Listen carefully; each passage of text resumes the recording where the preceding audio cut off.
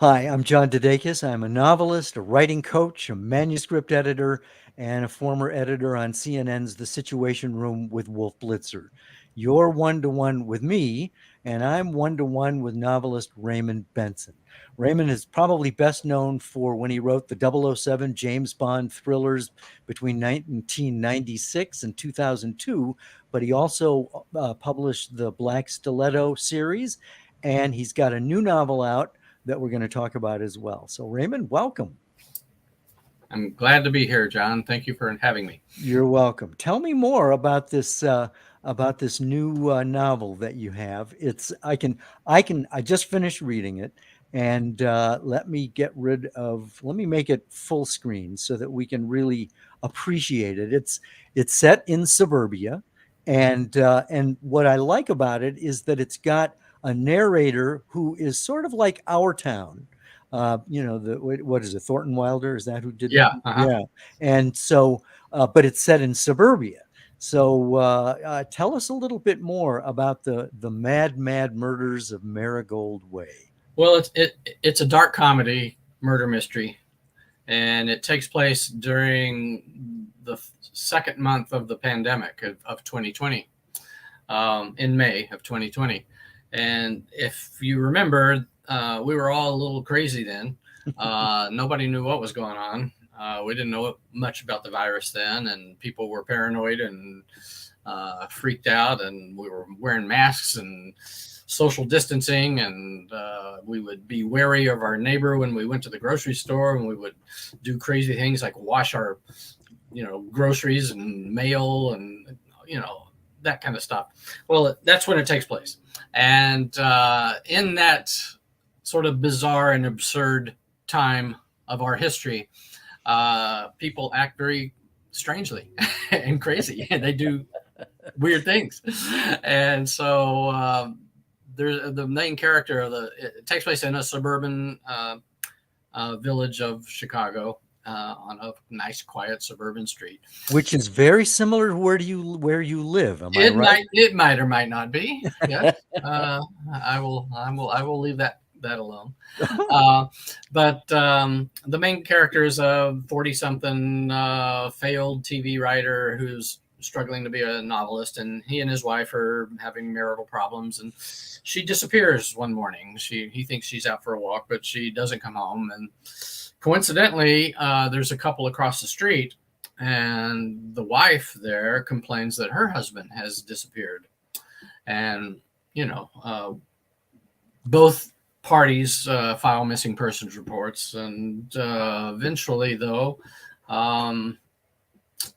well, I can't give too much away, can I? Yeah, no, you can't. There are some dead bodies that are to be found, and some some teenagers who are doing some mischief, and but it's all done. And my inspiration, of course, was Thornton Wilder's Our Town. I wanted to think, what would our town be like if Thornton Wilder had written it in May 2020. But also, I'm a big fan of the Coen brothers, so I was trying to do a kind of a Coen brothers type murder mystery, in prose. There's also a novelist named Tom Perrotta that I admire a lot, and his works are very twisted. He wrote Little Children and Election, The Leftovers. And so, all these are kind of, in the DNA of this novel, I think. And I can remember when the pandemic first started, and I got into a discussion online with some people, some other writers, and one question was, are you going to write about the pandemic? And pretty much everybody was saying, absolutely not.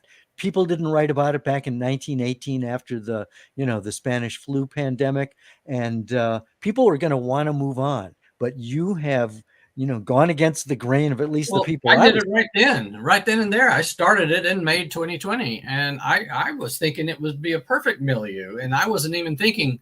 And yes, and I was in conversations with other writers, and people were saying, no, I'm not going to do it, and blah, blah, blah, blah. But then I was wondering, well, how are you going to get around it? Right. Especially as it went on and on and on and on, do you then just set all your books in 2019?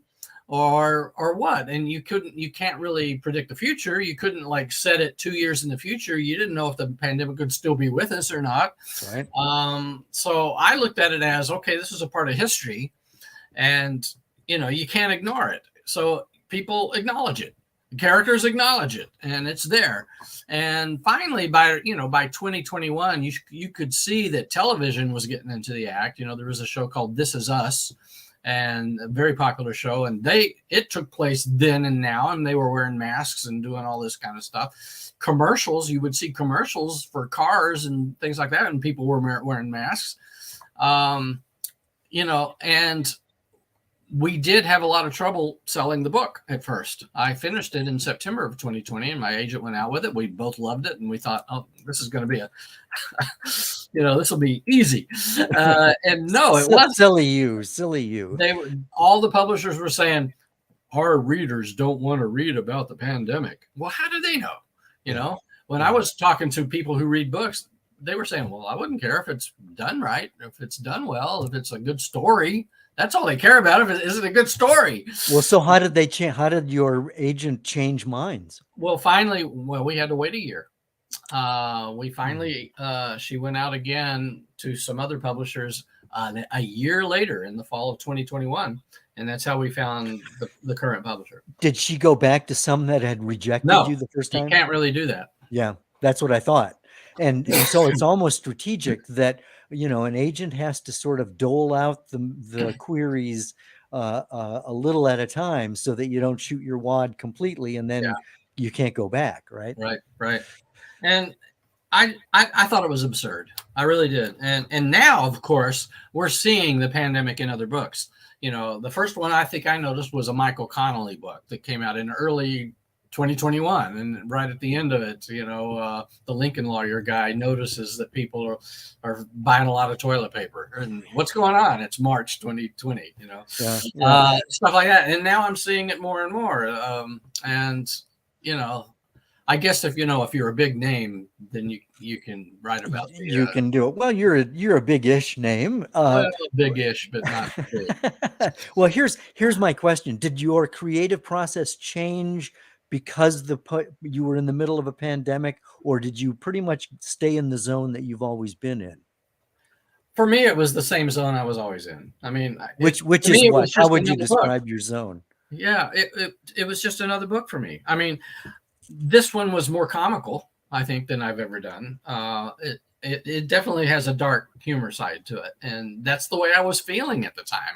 I was just feeling life is absurd right now. We were living in the theater of the absurd, and I felt like I wanted to reflect that, and that's what I was writing about. So, what is your process? Planning, pantsing, both? Oh, I'm a plotter, definitely a plotter. How meticulous is your plotting? It's pretty meticulous. I call it an outline, but it's not an outline. It's a prose treatment. And it's usually around 20 pages, single spaced. And it's broken out into block paragraphs. And each block paragraph represents a chapter and what happens in that chapter. And coming up with that outline, does that involve seat of the pantsing? Well, yeah, of course. I mean, whenever you're creating the story originally, you're making it up as you go along. But I look at it as you're building the novel. So you got to have blueprints. Right. And doing the blueprints, you're creating. And so, that's pantsing, doing the blueprints. Okay. But so then once you've got the blueprints, mm-hmm. that's how you build the novel. Okay. But doesn't that, I don't know, short circuit the serendipity of the seat of the pants approach? I mean, or do you find that you rigidly stick with the outline? I don't rigidly stick with, if I'm in the middle of it and I get an idea like, oh, maybe I'll kill that character, which changes things. You think? I've done it before. I've done that very thing before, where I was in the middle of a book and I was following the outline and I thought, oh man, wouldn't it be great if I just killed this guy? And and then I had to go back to the outline and revise it. Mm-hmm. but I still then stuck to the outline. Okay. It's really a guide. It's like a map. Okay. How many hours a day do you work on a novel? Oh, it depends on where I'm at. The hardest part for me is coming up with the outline, because that's the beginning. I mean, the initial phase is me trying to figure out, what's my next book? What's my next story? And I kind of come up with, how on the back of a book, there's like a paragraph, a blurb that tells you what the book is about, that kind of like the setup. Yep. That's my first step, is to come up with that setup, that little blurb, that little paragraph that says, what is this book? Once I got that, then I have to daydream and think about it. And I like to know how it's going to end. I want to know where I'm going with it. And once I have that, then I start the outline. Do you talk out loud to your wife about these things, or do you keep it to yourself? How do you go? I mean, sometimes I tell her what I'm thinking about, and just kind of, I think I'm going to do this. And she usually just says, well, go for it. Whatever. She never hit much. I mean, she's very valuable once the book is written, because she's always my first reader, my beta reader. Right. And she's very good at telling me what sucks. Yeah. And what doesn't. Generally speaking, how many drafts do your novels go through? At least 3. Okay. All right. But let me get back to the process. Sure. The outline, I really spend a lot of time on, maybe a month or 2. I wanted to ask about that. Yeah. Just on these 20 pages, because I will pour over that one block paragraph. What's going to happen in that paragraph? Yeah, I might do a block paragraph a day, and it's almost like reading when you read a book, you experience the book chapter by chapter. Well, I'm doing that with the outline, and I'm thinking of it in terms of plot progression and what happens next. And the beauty about it is, if you get 8 chapters into it and you realize, oh, that doesn't work, you can go back and throw out a block paragraph and do that one again without throwing out 25 pages that you wrote of that chapter that doesn't work. Do you have a rule of thumb in terms of chapter length, in terms of how many words? Not really. More and more as I've gotten older, I've been drawn more to shorter chapters. Why is that? Like the Bond books that I wrote in the 90s and the 2000s, the chapters are fairly long. There's only about 20, 22 chapters in each of those books. But that was sort of mimicking, what Fleming did. His chapters were fairly lengthy. They weren't short, punchy chapters. Right. The trend these days with thrillers, you read Lee Child or people like that, the chapters are 3 pages. Right. We live in an age of short attention spans. Yeah. Well, but what that does is give you a pace. Right. It makes you want to keep going. Right. You read 3 pages. Oh, that's it. And they usually end with a little kind of a cliffhanger. And so you kind of go. And so, I've kind of been drawn more toward that. Okay, let's talk about the 007 days, and I've got here a picture of Ian Fleming. Tell us. I mean, I met you at Austin Camacho's C3 conference, Creatures, Crimes, and Creativity, which is held every fall in Columbia, Maryland, and you gave a presentation on how you got involved with the 007 novels and so on. And it was riveting. And I learned so much as you talked about Ian Fleming and your experience. So tell us about Ian Fleming. I mean, he was a spy, right? Well, not really. Not technically. I mean, people think he was a spy. What he was he was more like M. He was an administrator of spies. Okay. He was the second in command, more or less. He was the personal assistant to the director of naval intelligence during World War II. So which made him, informally second in command. But he helped plan and create and execute and organize espionage activities for the Royal Navy. And so one of the biggest things he did was organize a unit called the number 30 assault unit. And these guys, he would train them and to go into enemy bunkers and hideouts after the Germans were cleaned out, and they would search for intelligence, search for stuff that they could bring back that was useful. And this unit was awarded and got medals and all kinds of stuff. But Fleming himself was not a field agent. He did not go out and there's been two or three made for TV movies about the life of Ian Fleming, and they've got him acting like James Bond, running around, sleeping with enemy spy women, and doing action scenes and stuff like that. That's all a crock. He didn't do that stuff. He worked in the office in London, in the Ministry of Defense. That's where he was. I mean, every once in a while he would go out in the field, I guess, like he was, but he wasn't doing anything dangerous. They certainly didn't want him to be, captured, because he knew, I mean, he was the second in command to the director of naval intelligence. So, and when did he start writing the 007 novels? Oh, that was much later. 1952 is when he started writing. Okay. Yeah. And we have a picture of him at his desk, and he wrote in the winter where he vacationed in where? Jamaica. Okay. He bought right after the war ended. Jamaica at that time was owned by Britain, and a lot of the wealthy Brits would had vacation homes there, and his best friend from childhood had a house there, and he had turned Fleming on to Jamaica. So Fleming bought some property and had a house built and named it Goldeneye. And he vowed that he would spend every January and February there because he hated winters in England. So he arranged it even with, he had a day job after the war ended. He worked for the Times, the newspaper, as he was a journalist. He was a journalist before the war and a journalist afterwards, but he managed the foreign news sections of the newspaper because he had all these international contacts that he got through intelligence work during the war.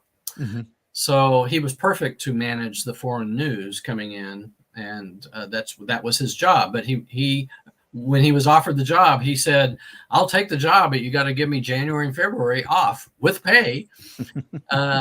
And they agreed to it. So he would write his novels in 2 months. Pretty much. He was a pantser. And he would pour out that first draft without looking back in 2 months, and then take the first draft back with him to England. And then over the next several months, then he would revise and polish and do any rewriting he had to do. But he would turn in the manuscript to his publishers by August. And then they would publish it the following spring. But by then he'd already written his next book. So it was like a little factory. And he was fast. He would work, 7 hours a day, broken up into spurts while he was in Jamaica. And, and if you're just typing going forward without stopping and without looking back, you can pound out a manuscript in 2 months. So he wrote how many James Bond thrillers did he write? He wrote 12 novels and several short stories, which were collected into 2 other volumes. So altogether, it's 14 books. Now, when and how did you come along to, in a sense, replace him? Well, I was a huge Bond fan since childhood. I grew up with the Sean Connery movies. I saw them all on the big screen. I started reading the books at age 9, which was probably too young to read them, but we're talking 1963, 64, 65, that era. And I grew up with it, and so I knew it pretty much inside and out. But I I studied theater in college, and I went to New York, and I was directing plays and doing music, and so I was doing all this other types of creative work. But in the 80s, the 1980s, early 80s, I got this crazy idea to write a nonfiction coffee table book about the history of James Bond, because there wasn't one that encompassed everything. There had been a couple of biographies of Ian Fleming. There had been a couple of books on the movies by themselves, a couple of books on the novels by themselves. And I wanted something that was everything in one big book. Mm-hmm. And I did it. It took me 3 years. And during the process, I went to England and I met members of Ian Fleming's family and his colleagues and the people who run his literary business. And when the book came out in 1984, it was called The James Bond Bedside Companion. It kind of established me as this sort of Bond expert, and the Fleming people liked it, and we stayed in touch. And now during this time, during the 80s, John Gardner was writing the books. Now, after Fleming's death, which was in 1964, his estate decided to periodically hire new authors to continue new books. And Kingsley Amis was the first one, and he only wrote one book, and that was in 1968. Then they hired John Gardner in 1980, and he wrote all through the 80s and the early 90s. He wrote the most of anybody. He wrote more than Fleming. But then in 1995, he decided he didn't want to do anymore. And so the Fleming people, Ian Fleming Publications, called me out of the blue and just said, how would you like to give this a shot? You know, no pressure. And I couldn't believe it. I mean, I had no idea, you know, it was not even something I asked for. Right. So, but you had written that coffee table. Yes, they knew that I knew. They knew that I knew the universe, and I had been. And hey, guess what? I'd never written a novel before. Well, I had written a novel; it was unpublished. Good. But I had not published a novel. I had been writing a lot of fiction, though, in the form of computer games. In the late 80s and early 90s, that's what I was doing. That was my creative day job, was writing the plots and the dialogue and the characters of adventure games. And these were very complicated, complex storylines where you're a player working through all these obstacles and puzzles that tell a story as you go along. What was your major in college? Directing theater. Okay, so yeah, this fits. Yeah. Okay. No, in theater, I learned how, story structure and story analysis and characters and tempo and subtext and all that. It must have been both exciting and daunting to face the challenge of you've never written a novel before, and now you have to fill basically Ian Fleming's shoes. Right. Well, I had written a novel before; it just wasn't published. Okay, but how did you feel? But it was only one. Okay, how did you feel at the time? Well, it was daunting, but I told myself I could do it. I thought, well, I could do this. I mean, it was scary, and I had to kind of audition a little bit. They said, okay, come up with an outline. And that kind of drilled in me the whole outline business because, they required it. So I did an outline first, and that had to be approved by the Fleming people as well as the British publisher and the American publisher. Good Lord. Did they get kicked back? Did you have to revise a lot? Nope, not much. Well, a little bit. I mean, it kind of went back and forth a little bit. Tweaking. I didn't have to change the story. Okay. They accepted my storyline from the get-go. Mm-hmm. Then I had to write the first 4 chapters on spec so they could see how I wrote. And that went to all 3 entities as well.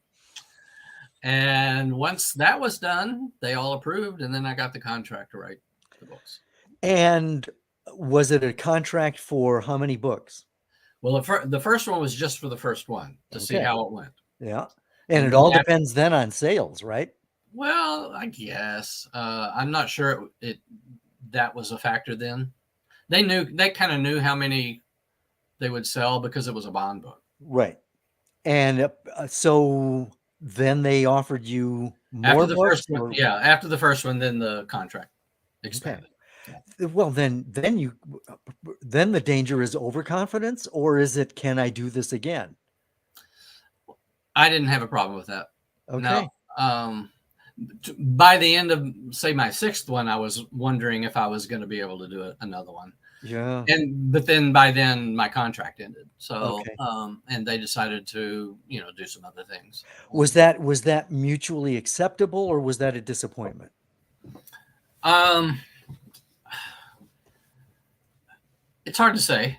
I don't want to go there. I mean, I was wanting a break.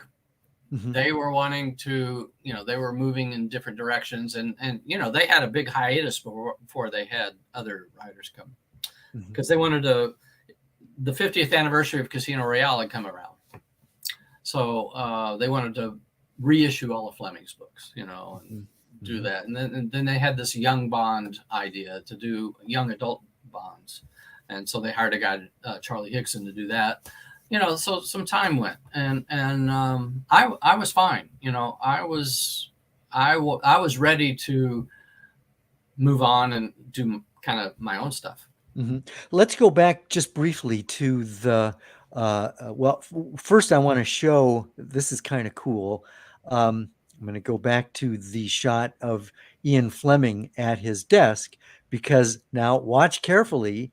Now there's you at his desk. I think that is so cool. And I mean, that must have been, as I remember from your presentation, you almost levitated when you were, in that space. Can you talk about that? That shot was taken in 1996, while I had just completed writing the first book, and I was visiting Jamaica at a James Bond convention kind of thing, and got to go to GoldenEye and had pictures taken. So once when I sat at the desk, I kind of went into a trance. It was like, I remember the photographer going, Raymond, hey Raymond, we're talking to you. So I don't know. And this is in the same space. I mean, this is exactly where his desk was. Yeah, same corner, everything. That's where he wrote the books. I was sitting right there. Did you have a sense of his presence or anything spooky like that? I like to think so. I think, who knows? But I tell myself I did. So. Okay, fair enough. I mean, I just think that is so cool. And so talk about the experience during that time of your life, writing the 007 books. Is there any one book in particular that you are especially proud of? I know you did some movie adaptations as well. Talk about just the substance of the stories. Well, there were 6 original books that were completely my invention, and then there were 3 that were film novelizations. They were the Pierce Brosnan second, third, and fourth films, where they would give me this. The Eon Productions the filmmakers would give me the screenplay, and then I would turn it into a novel. But it was the 6 original books that are really the meat of my tenure there, and it was one every year from 97 to 2002. The greatest thing about doing it was the travel. I traveled all the location, almost all my locations, and walked to do research, right? Yeah, doing the research, walking in Bond's footsteps, basically. Going to all the places that were important in the book, so I could write about it. Back then, Google Maps wasn't as sophisticated as it is now, where you can go to Street View and walk around Rome. Did the publisher pick up the tab for this? No, I just had to use my own money from advance, and it's a business expense, so that's what I did. And then, along with the travel, I got to meet a lot of great people. I went to the couple of times to the movie sets, and it just allowed me to meet people I and go places that I never thought would ever happen in my Exactly. lifetime. And I remember from your presentation as well that Ian Fleming actually had a say in whether or not Sean Connery would be 007. Am I right about that? He didn't really have a say. I mean, He had an opinion. they probably, as a courtesy, said, "This is who we're casting. What do you think?" But he didn't think much of him, did he? Not at first. Apparently, not at first. I don't know how much is apocryphal or not, but Connery at the time was, very working class and very sort of a diamond in the rough. And Fleming, I think, had visions of somebody more like David Niven, very sophisticated, Sure, kind of guy, but tough, somebody tough. And once they took Connery out, they hired Terrence Young, the director, to they said, take Sean out on the town. Let's take him to a tailor. Let's spiff him, spruce him up, show him, make him a little more sophisticated, and go to the fancy clubs, things like that. Once Fleming saw Connery in character, he kind of went, wow, okay. yeah. This is going to work. So now there is life after James Bond for you. And so you moved on and you did okay. You've done okay. Tell us about the Black Stiletto. Was that sort of the next thing, or? No, that was almost 10 years later. The decade immediately following Bond was kind of up and down. I had to kind of reinvent myself. I did some of my own novels, but I did a lot of what I call tie-in work, media tie-in work, and that's where it's kind of like it's novelizations, basically. So I did a couple of Tom Clancy spinoffs. There were some video game franchises that I did novels for, and these were, these kept me in curry, so to speak, and along with my original novels, which were slowly, getting a following. Mm-hmm. And it was working fine, but then when I did the Black Stiletto, the first one came out in 2011, and this was a serial, really.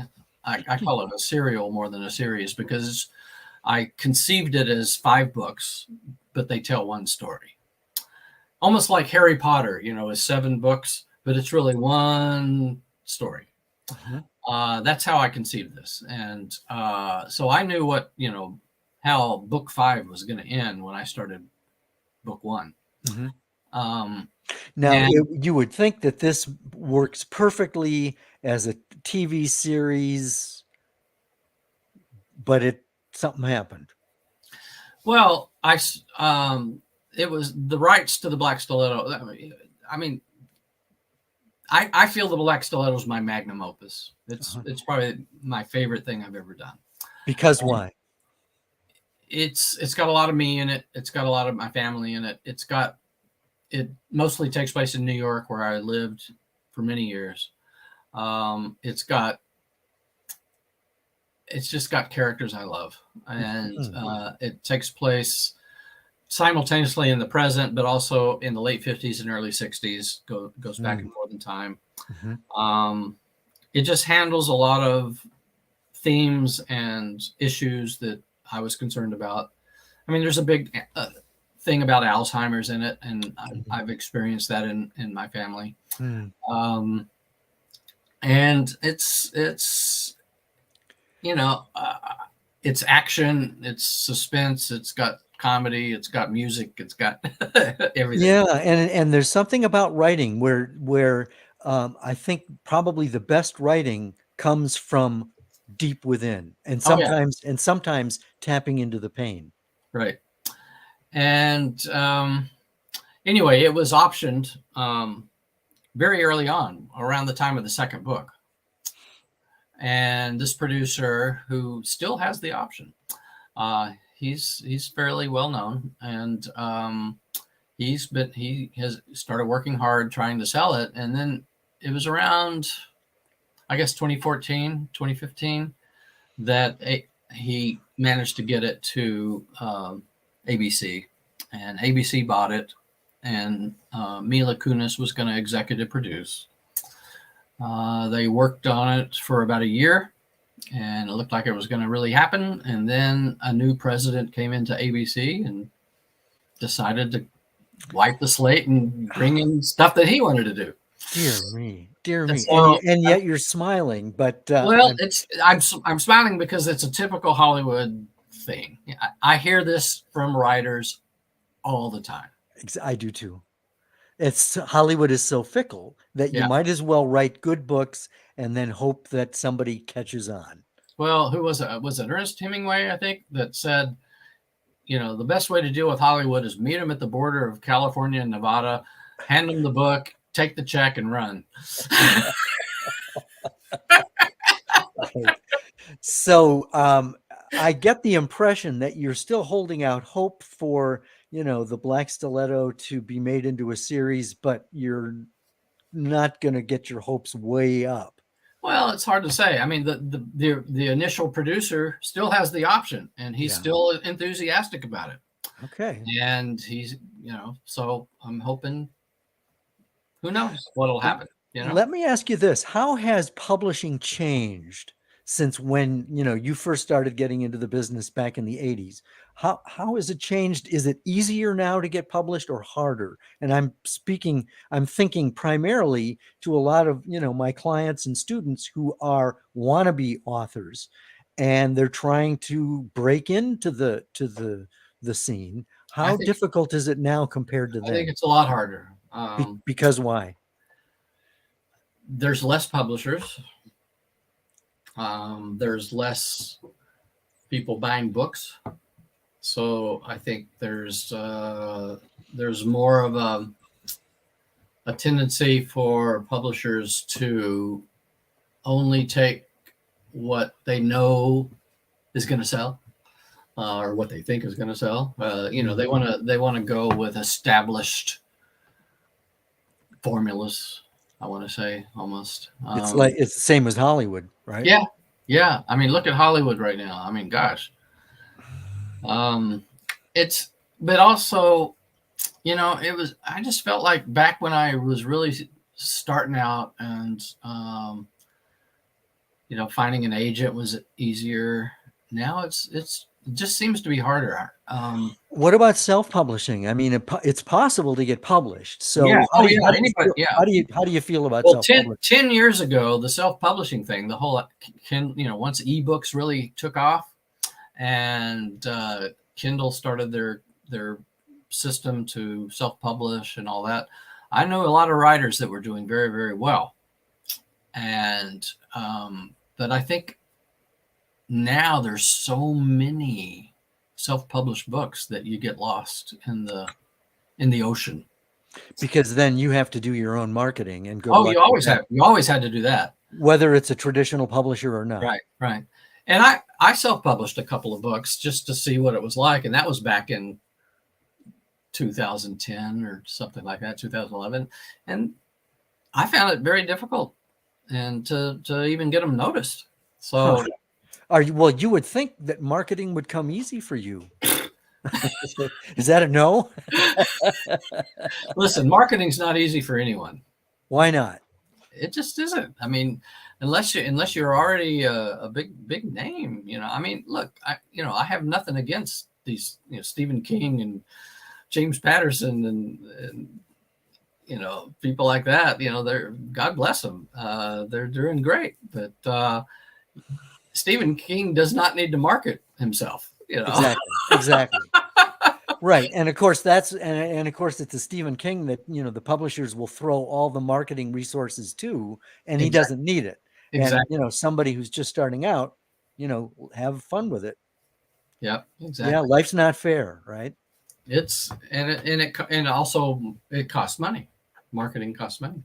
Yes, it does. Yeah. You have to be strategic.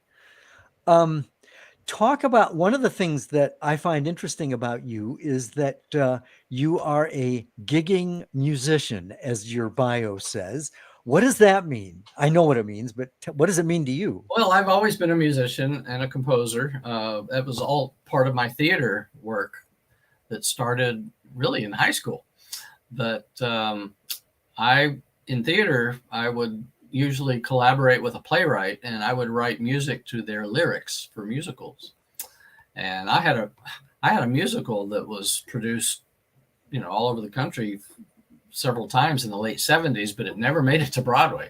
It made it to an off-Broadway production that I directed myself. Oh my goodness. Yeah. And I was always playing, and, I would get jobs here and there playing at different venues.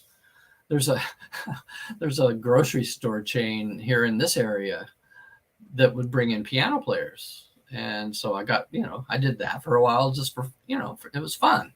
Mm-hmm. I've played at restaurants and bars. I played at O'Hare Airport at their cocktail lounge. Okay. Things like that.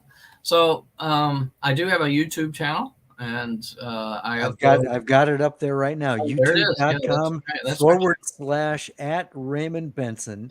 And you just told me that you uploaded like 100 songs. Yeah, during the pandemic, when the pandemic started, I thought, you know what, I'm gonna just use my phone and record me playing the piano and upload 100 videos.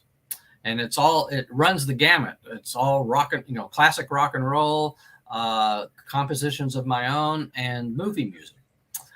So anyone who's interested to see what I can do or hear what I can do, go to that and explore, because you're going to find an eclectic selection. Okay. And how can people get in touch with you personally? Well, I have a website, raymondbenson.com. And there is okay. a contact page where you can send an email. Uh-huh. So what's next for you? I mean, the Marigold book is out there, and you're flogging it and doing your best to get sales. But have you already started your next novel? I have not. I have been working on a ghostwriting project. I've done a little bit of ghostwriting here and there. That can pay very well. It can, and I've been working on that a project pretty much all this year, and it looks like I may do it again. Maybe we'll see. That can be. I mean, you probably have to be selective. You've got to really be able to get into it, right? Yes, yeah. Do publishers? I've been offered a lot of different kinds of jobs like that, and I haven't taken them. Well, and it wasn't something that interested me. Right. The ghostwriting that you're doing now, are the publishers sending stuff to you, or do people approach you like off the street or online, or how does that come about? Well, it usually comes through my agent. Okay. Yeah. And do you approach it the same way you write your other novels? Yes. Same way. Yep. And does the person who you're writing for, are they part of the process? Do you check in with them regularly on what you're doing? Okay. Yes. Okay. Yeah. And, yeah, it's usually back and forth. And this last one I've just done it was a very enjoyable process. What advice do you have for up and coming novelists? I would imagine that you go to writing conferences, you meet with people a lot. Let me ask it this way. What's the biggest misconception that people have about writing a novel, getting published, and what advice do you have on a person who really wants to get published? Wow. Use both sides of the page if I know. Well, there's two parts of it. There's the creative part, there's the writing part. How do you write a novel? And then there's the selling part. How do you get an agent, get it published, sell a novel? They're two very different things. And many times when you go to these writers' conferences, they seem to always concentrate on the craft, on the writing part. There's very little about, okay, how do you find an agent? How do you, do that, sell it? How do you market? I mean, sometimes you can, but it just seems to me that the bulk of this stuff is how do you write? So I think the challenging part is the second thing. Mm-hmm. as And far what if as, a person's shy or introverted, which a lot of writers are? I mean, that yeah, just makes it all the more difficult, right? I guess I mean, it's a lonely process to write a book. Right. Um, and, you know, there have been plenty of, I guess, quiet writers who have sold books, that don't go out and do interviews and things like that. It can be done, but I guess it helps if you can do that. Hmm. I I don't know.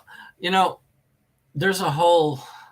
This sounds very cynical, but in the arts, whether it's theater, where it's music, whether it's painting, whether it's trying to get into film,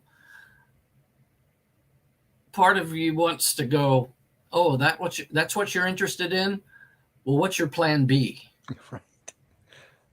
Because you know, I say if you're gonna have a career in the arts, like you want to be an actor, let's say, you got to be willing to lower your living standards uh, while you're struggling to become an actor. Um, and if you're not willing to do that, maybe being an actor is not for you. Hmm. Uh, basically, I want to be a writer and nothing else. Then okay, then go for it. But if you think, well, let's see, I have this law degree, and but I think I might like to tinker with writing.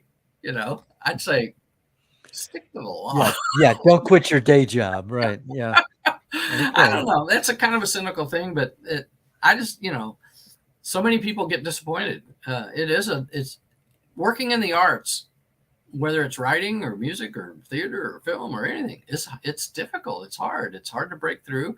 1%, 2% of everybody doing it makes becomes big at it. Right. And maybe 5% make a living. That's the statistics I heard, and everybody else, we have day jobs or whatever.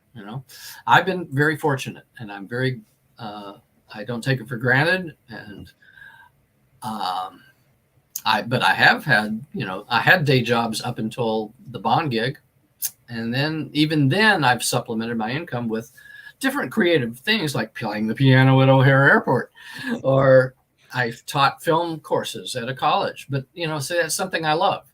I got a job as a professor at a accredited college. Well, I think you just said something though. I think that's significant. If you do what you love and what you're good at, I think those are the things that probably are the two most important factors that can help a person decide what they're going to do and how they're going to devote their life, right? Exactly. Yeah.